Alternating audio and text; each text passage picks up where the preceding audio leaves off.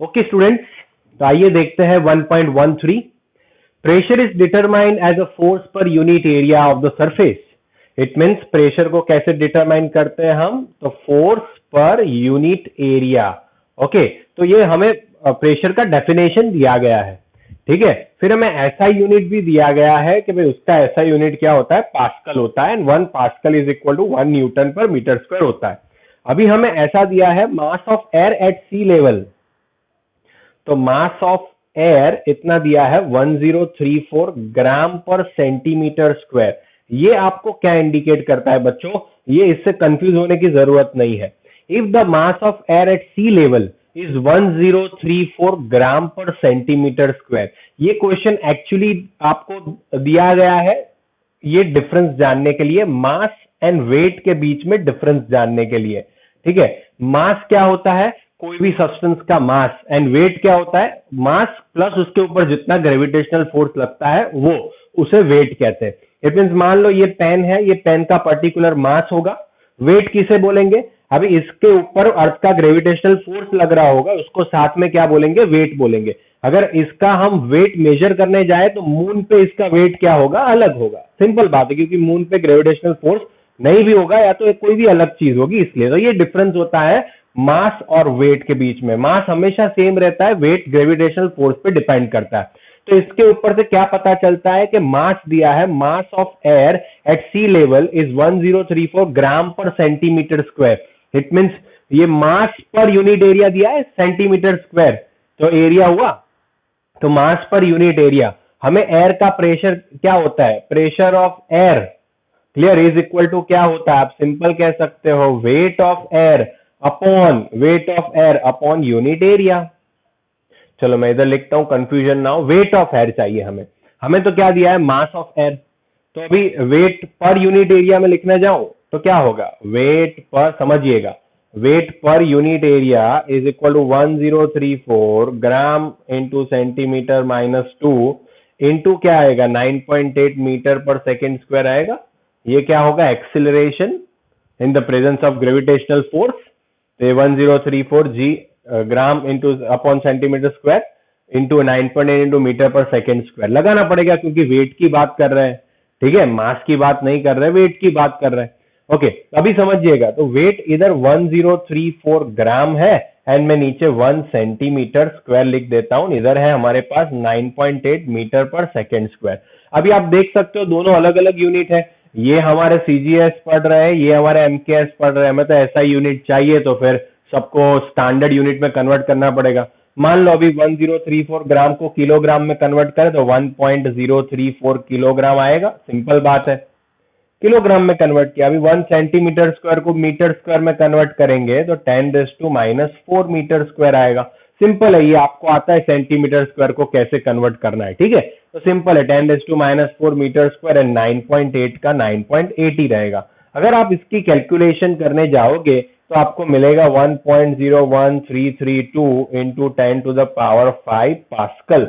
ये आपको उसका प्रेशर मिलेगा बच्चों, ठीक है। फटाफट से देख लीजिए, बहुत ही सिंपल है। इधर मेन आपको डिफरेंस पता होना चाहिए मास और वेट के बीच का, ठीक है। ले लीजिए इसका स्क्रीनशॉट, फिर आगे बढ़ते हैं। ओके स्टूडेंट्स, तो आइए देखते हैं क्वेश्चन नंबर 1.14। ऐसा पूछा गया है, what is the SI unit of mass. तो my dear friend, you know what is the SI unit of mass. The SI unit of mass is what, kilogram. Kilogram is the SI unit of mass. Now how is it defined, तो भाई 1 kilogram is defined as the mass equal to the mass of international prototype of kilogram. Platinum iridium का हमने पढ़ा था ना वो, ठीक है, वेरी गुड। तो ये था इसका आंसर। आइए देखते हैं 1.15 माइक्रो। माइक्रो किसे कहते हैं, 10⁻⁻⁶। डेका किसे कहते हैं, 10 को डेका कहते हैं। मेगा किसे कहते हैं, 10⁻⁶ मेगा। गीगा 10⁻⁹ आता है, एंड फेम्टो 10⁻⁻15 आता है बच्चों, ठीक है। बहुत ही इजी है क्वेश्चन। अभी आपको ऐसा पूछा है what do mean by significant figure, तो आप इधर देख सकते हो, significant figures are those meaningful digits that are known with certainty. Okay, it means वो क्या इंडिकेट करते हैं, they indicate uncertainty in experiment और कैलकुलेटेड वैल्यू। अगर कोई 15.6 ml आपका आंसर आ रहा है तो उसमें से 15 जो है वो सर्टेन वैल्यू है एंड 6 जो है वो अनसर्टेन वैल्यू है। It means total significant figures कितने हो रहे हैं, 3 हो रहे हैं। ऐसे आप पता कर सकते हो। ठीक है बच्चों, बहुत ही आसान है, ले लीजिए इसका स्क्रीनशॉट, फिर हम आगे निकलते हैं। ठीक है बच्चों, ओके। तो आइए देखते हैं 1.17 नंबर का question. A sample of drinking water was found to be severely contaminated with chloroform. It means पीने का पानी कंटामिनेट हो गया क्लोरोफॉर्म अंदर आ जाने से। क्लोरोफॉर्म का फॉर्मूला दिया है CHCl3, उसका फॉर्मूला दे के रखा है। ठीक है, सपोज टू बी कार्सिनोजन। तो कार्सिनोजन का मीनिंग क्या होता है, क्लियर? तो कार्सिनोजन मीन्स क्या, जिससे कैंसर हो सकता है। ठीक है, the level of contamination was found to be 15 ppm by mass. तो अभी दोस्तों नया टर्मिनोलॉजी है इधर पीपीएम। तो पीपीएम 3 तरीके के होते हैं, वेट बाय वेट भी होते हैं, वेट बाय वॉल्यूम भी होते हैं एंड वॉल्यूम बाय वॉल्यूम भी होते हैं। तो पीपीएम को फुल फॉर्म क्या है पीपीएम का? तो पीपीएम का फुल फॉर्म होता है दोस्तों पार्ट्स पर मिलियन। पार्ट्स पर मिलियन, जब बहुत ही कम कॉन्सेंट्रेशन हो तब ये यूनिट यूज होता है, पार्ट्स पर मिलियन। आइए पहले तो उसका मीनिंग समझते हैं। 15 ppm, ये हम डिटेल में 12th स्टैंडर्ड में पढ़ने वाले हैं, बट अभी दिया है तो खाली समझ लीजिए। 15 ppm बाय मास का मीनिंग क्या होता है? 15 मिलीग्राम सब्सटेंस को डिसॉल्व किया गया है 1 किलोग्राम ऑफ सॉल्यूशन के अंदर। बहुत ही ध्यान से समझिए, 15 मिलीग्राम, इट मींस हमारा वेट ऑफ सॉल्यूट कितना बन रहा है दोस्तों? 15 मिलीग्राम। तो क्या मैं 15 इंटू 10⁻³ ग्राम कह सकता हूं? इधर W सॉल्यूशन क्या बन रहा है? 1 kg। तो क्या मैं 10⁻³ ग्राम कह सकता हूं? 1000 ग्राम होगा 1 kg मीन्स। तो अभी मुझे आप कह सकते हो आराम से कि W solution is equal to क्या होगा? W2 प्लस W1 होगा। तो W2 क्या है? Weight of solute. W1 क्या है? Weight of solvent. तो मैं इधर लिखूं तो क्या मैं ऐसा लिख सकता हूं? W1 इज इक्वल टू क्या आएगा? W solution minus W2। अभी W सॉल्यूशन कितना है? 1000 माइनस, इसको क्या मैं ऐसे लिख सकता हूं? 0.015। क्लियर? 10⁻³ को क्या मैं ऐसे लिख सकता हूं? तो आप इमेजिन कर सकते हो 1000 माइनस 0.015 नियरली इक्वल टू क्या बनेगा? 1000 ही बनेगा। क्लियर? तो W1 भी हम क्या लेने वाले हैं? 1000 ही लेने वाले हैं। अभी हमें क्या क्या फाइंड करना है? Express mass percent and molality. तो आइए मास परसेंट फाइंड करते हैं। वेट बाय वेट क्या होगा दोस्तों? W2 upon W solution into 100। W2 कितना है हमारे पास? 15 इंटू 10⁻³ 100 को 10⁻² लिख सकता हूं, अपॉन W सॉल्यूशन कितना है? 10⁻³ है। तो आंसर आएगा 15 into 10⁻⁻4 percentage weight by weight. बहुत ही आसान है बच्चों, क्लियर? आराम से पता चल जाएगा आपको। ओके, अभी मोलालिटी भी देख लेते हैं। मोलालिटी इज इक्वल टू क्या था? तो molality is equal to W2 upon molecular mass into W1 in kg। तो W2 ग्राम में चाहिए, W2 कितना है? तो भाई 15 इंटू 10⁻³ मॉलिक्यूलर मास इसका काउंट करोगे तो आपको क्या मिलेगा? तो 35 CHCl3 है तो Cl एंड तो 118 समथिंग आएगा आपका molecular mass, 118 and W1 kg में। तो W1 kg में, तो मैं 10⁻³ ले लेता हूं।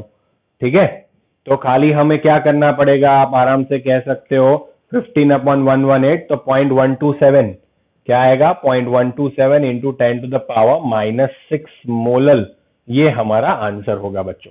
ठीक है, बहुत ही बढ़िया क्वेश्चन है। पीपीएम का कंसेप्ट इधर नहीं दिया गया था, बट मैंने आपको समझा दिया, जितना जरूरी है उतना समझा दिया। इसको बराबर से याद रख लेना। ले लीजिए इसका स्क्रीनशॉट, फिर आगे बढ़ते हैं। Okay students, let's see the question number 1.18। Scientific notation हमें करना है। तो हमें पता है कैसे फॉर्म में, n इंटू 10⁻n के फॉर्म में हमें इसको रिप्रेजेंट करना है। ठीक है, हमें देखा था।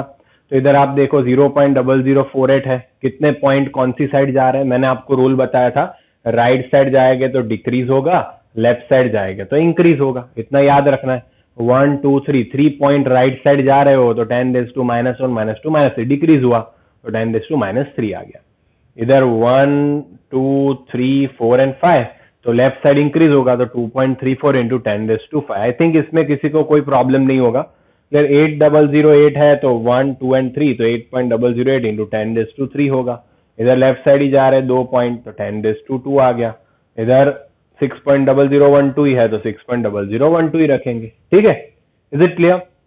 ओके, अभी बच्चों सिग्निफिकेंट फिगर आता ही होगा। अगर आप नए हो मेरी चैनल पे, आपको नहीं आता है तो मेरा वीडियो देख लो सिग्निफिकेंट फिगर का, आपको 2 मिनट में आ जाएगा।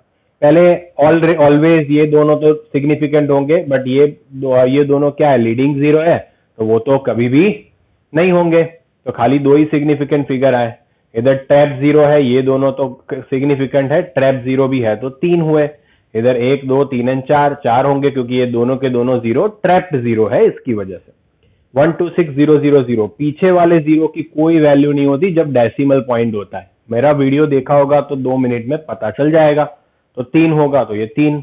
अभी ये डेसिमल पॉइंट है तो उसके बाद वाले जीरो की वैल्यू होती है, डिजिट के बाद वाले, तो 4 हुआ। इधर आप देख सकते हो 5 सिग्निफिकेंट फिगर होंगे। अभी राउंड अप करना है दोस्तों, ये बच्चों वाला खेल है, अभी इसमें मैं कुछ समझाऊंगा नहीं। 34.216, 34.2, 10.4107 तो 10.4, 0.04597 तो 0.0460, 2808 to 2810, इजी रहेगा कैलकुलेशन के लिए वो। अभी ये क्वेश्चन थोड़ा ध्यान से देख लीजिए कि following datas are obtained when dinitrogen dioxygen react together to form different compounds. तो मास ऑफ नाइट्रोजन 14 दिया है, तब मास ऑफ ऑक्सीजन रिएक्ट कर रहा है 16। 14 ग्राम के साथ 32 ग्राम रिएक्ट कर रहा है। ठीक है, ये 28 ग्राम के साथ 32 ग्राम रिएक्ट कर रहा है, ये 28 ग्राम के साथ 80 ग्राम रिएक्ट कर रहा है। इट मीन्स आप कह सकते हो, ऐसा पूछा गया है which law is obeyed, and उसका स्टेटमेंट क्या होगा। तो लॉ ओबे हो रहा है लॉ ऑफ मल्टीपल प्रपोर्शन। तो लॉ ऑफ मल्टीपल प्रपोर्शन क्या बताता है कि अगर दोनों सेम, आप देख सकते हो N2O2 है, 2 एलिमेंट है, ओके, अगर वो दोनों कंबाइन होके अलग अलग कंपाउंड बना रहे हैं, N2 और O2 कंबाइन होके अलग अलग कंपाउंड बना रहे हैं, एंड उसमें एक एलिमेंट का मास क्या है, फिक्स है, तो वो दूसरे एलिमेंट का मास कितने के साथ रिएक्ट करेगा, वो एक होल नंबर के रेशियो में होगा। इट मींस आप देख सकते हो 14 ग्राम नाइट्रोजन फिक्स है, इधर ऑक्सीजन 16 ग्राम 32 ग्राम, तो 1:2 के प्रपोर्शन में होल रेशियो में हुआ। ये भी देख लो 28 फिक्स है, ये अलग कंपाउंड है, ये अलग कंपाउंड है, तो इधर 32:80 क्लियर। तो उसमें भी आपको रेशियो देखना पड़ेगा, ठीक है, उसके हिसाब से होता है। तो ये है उसका स्टेटमेंट, एंड ये आपको लिखना पड़ेगा। ये भी बहुत बच्चों वाला खेल है। 1 किलोमीटर इज इक्वल टू, एक समझाता हूं बाकी समझ देना, डैश मिलीमीटर। तो किलो मीन्स क्या होता है 10⁻3, मिली मीन्स क्या होता है 10⁻⁻3। तो मुझे इधर 10⁻3 लाना, तो किससे मल्टीप्लाई करूंगा 10⁻6 से, तो 6 - 3 3 आ गया, बैलेंस हो गया। ऐसे ही पिकोमीटर क्या होता है, तो पिकोमीटर होता है 10⁻12 मीटर, तो 3 है, इधर -12 है, इधर भी 3 लाना है, तो 10⁻15 लगा दूं, तो 15 लगा दिया, आ गया। ऐसे ही मिलीग्राम, किलोग्राम, आपको पता ही है बच्चों, बेसिक चीज है इसलिए नहीं समझा रहा हूं, बहुत ही इजी है, बहुत ही आसान है, आप आराम से कर सकते हो। इसको लिख लीजिए, ठीक है, ओके। होप आपको ये समझ में आ गया होगा। तो इसका स्क्रीनशॉट ले लीजिए, फिर हम आगे बढ़ते हैं। ओके स्टूडेंट्स, आइए देखते हैं 1.22।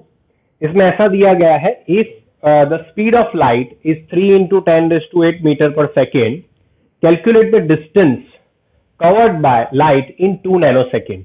तो जनरली इसका मीनिंग क्या होता है, 3 × 10⁸ मीटर पर सेकेंड का मीनिंग क्या होता है, 1 सेकेंड के अंदर लाइट कितना डिस्टेंस ट्रैवल करती है, 3 × 10⁸ मीटर जितना डिस्टेंस ट्रैवल करती है, ठीक है, ओके। तो अभी इधर 2 नैनोसेकेंड है, तो नैनो मीन्स क्या होता है 10⁻⁹ सेकेंड में कितना डिस्टेंस ट्रैवल करेगी, सिंपल है दोस्तों, ठीक है। तो इधर मैं ऐसे लिख सकता हूं, क्या होगा 2 × 10⁻⁻⁹ × 3 × 10⁻8, तो 6 × 10⁻⁻1 मीटर। तो इसे मैं 0.6 मीटर जितना डिस्टेंस ट्रैवल करेगा 2 नैनोसेकेंड के अंदर। Is it clear? बहुत ही सिंपल है दोस्तों, ठीक है। इसका भी स्क्रीनशॉट ले लीजिए, फिर आगे बढ़ते हैं।